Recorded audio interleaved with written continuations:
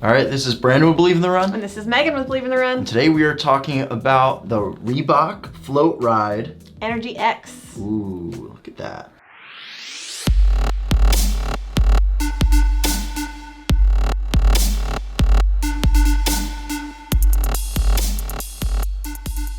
So before we dive into this review, we want to remind you to subscribe to this YouTube channel. Yeah, just subscribe, like the video. I know you love this video already, so you should just already like it. Because Meg's in it, that's why you should like it, so.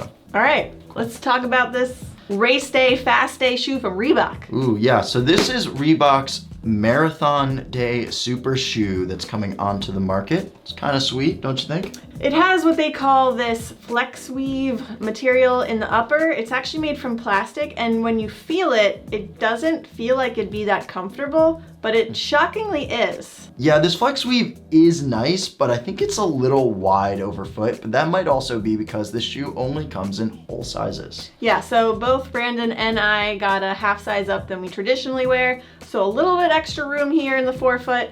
I didn't mind it that much. I definitely would prefer my normal fitting shoe, but it wasn't the worst. I agree. I think I definitely would have preferred my normal size shoe. You can tell that I really had to cinch down those laces really tight over the forefoot, just to get like that lockdown that I wanted. Unfortunately, there wasn't really much I could have done in the heel collar. The heel collar just kind of felt like my Achilles was just slipping out of the shoe. I couldn't really get that lock that I wanted. And I think that's just due to the fact that I just didn't have my normal size 8.5. Well, I had a little bit of a heel lift issue, but I didn't actually use the lock lacing solution. So, I mean, that could have just been a matter of using that to fix the problem, so. Yeah, so to reiterate what Brandon was saying around this heel collar, if anyone ran in the Nike Vaporfly original and you had sort of that puckering around the collar and heel, very similar fit to this one here. What's nice though is they have this gusseted tongue, which we all love here, Believe in the Run, and I thought it did a pretty good job of really like cinching my foot down and getting a pretty nice locked in fit. Yeah, I think without the gusseted tongue, this shoe would have been pretty difficult to like have a nice fit or lockdown in. So yeah, overall, upperall, real nice and breathable. Little large for our liking, but pretty decent light upper. All right, let's talk about this slab of foam here, Brandon. So the midsole is actually made of a TPE based foam, and Reebok actually calls this their Floatride Energy Foam. And it's a super bouncy, I thought nice and soft, but fairly responsive foam. Interesting, okay. Sorry, I didn't mean to cut you off there. No, you clearly had a different experience than I did. I was just like, I've got a bit of a grudge when you said that soft foam. I was like, it felt a little blocky to me underfoot. I wanted that stack. I got the stack from the Energy 4 to the Energy X, which was good, but I just felt like it was just a little blocky underfoot for me. Question, where do you land?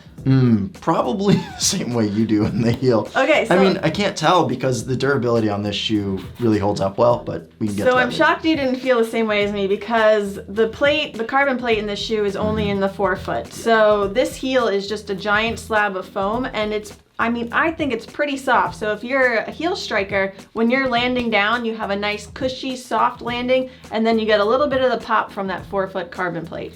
Yeah, I'm not sure if the carbon plate for me was like super poppy and responsive like I would get in other traditional like super shoe or race day shoes. The midsole for me just didn't feel like soft or bouncy enough or responsive enough compared to, dare I say, an Alphafly, a Vaporfly, or even like a DV8 Elite. For me, it just doesn't really have that same pop. I don't think you need a carbon plate in this shoe in order to continue to feel stable in it. Yeah, I will say of the super shoes that we have reviewed, this one is definitely more on the stable and sturdy side. Yep. But like Brandon's saying, you don't really get that super shoe pop, like that light bounce that you really want in a race day shoe. So this might not be race day for you, but will you still be pulling it out for workouts? Yeah, I mean, I really enjoyed the miles in this shoe. I think this foam is really comfortable. Like I said, I think it's soft, it's bouncy.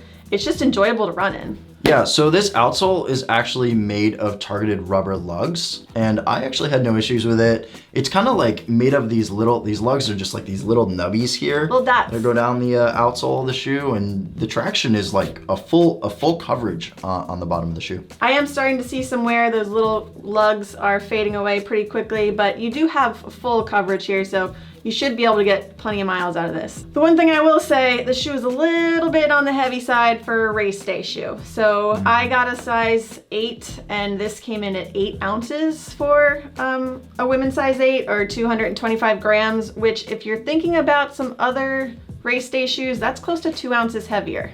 Yeah, and for my men's size 9, it was 9.2 ounces or 262 grams. Definitely on the heavier side for sure. We can talk a little bit about the drop and more importantly, the stack height. Yeah. Which is 30 in the heel and 24 in the toe, which for us, we love because we want all the stack we can get. So for a 6mm drop, it's pretty nice. Although, legally you can go up to 40 millimeters, so what are you doing, That's Reebok? true, that's true. You should be adding a whole nother 10 on here. But I think we probably know the reason why, and it goes to that weight factor. Yeah, the weight factor for sure, and then you'd have to add probably a full carbon plate for even more stability because of how high the stack would then end up being. But redeeming quality here, Brandon, how much will this cost you? This shoe will only cost you $170, which I know sounds like a lot of money, but for a super shoe on race day, anything under $200, it's gonna be pretty nice.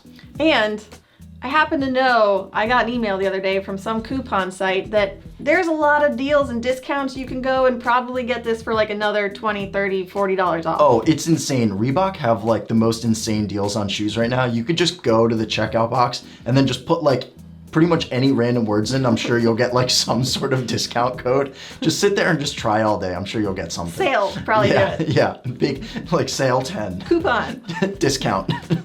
I could see it happening. Just like, Oh, Reebok's gonna hate us. oh my God. So, overall, Brandon, thoughts? I like it. I don't love it. For me, this is like not that super shoe race day shoe, but you're gonna be able to wear it for workouts and tempo days. What light are you giving this? It's a yellow light for race day, but green light for overall shoe, long run, tempo days. I can agree with that because it's not like, for the purpose that it's made for, it's a yellow, but it's a green if you were talking about just like the shoe overall as a whole. And to be fair, Reebok debuted this as a race day shoe / long run day training shoe. I see. Okay, so all right, that makes more sense to me. If you enjoyed this shoe review, or if you hated this shoe review, just like it anyway. We'll take the like. Yeah, definitely. And make sure to go onto Reebok and just find all the sales. It's the full Kmart of running shoes right now. It's the discount bargain store.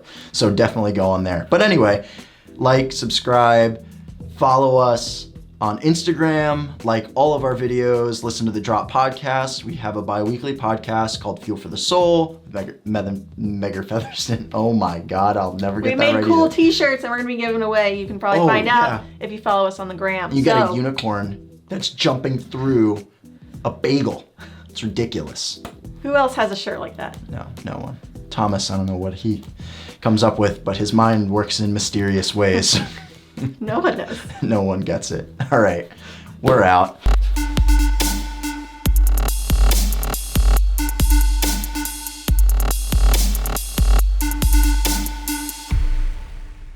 So we'll give it a green. Yeah, it's a green. I don't know if that was confusing for you guys, but it's a green. Is there lights flashing? Were you flashing the lights? Oh, I had no idea. It's a mystery back there. It's ridiculous. You could have put like in a red or a blue. You just had no idea. You're just putting anything back there at this point. All right. That wraps it up. Yeah, basically. Okay. Ask people to follow the channel. Yeah. All right.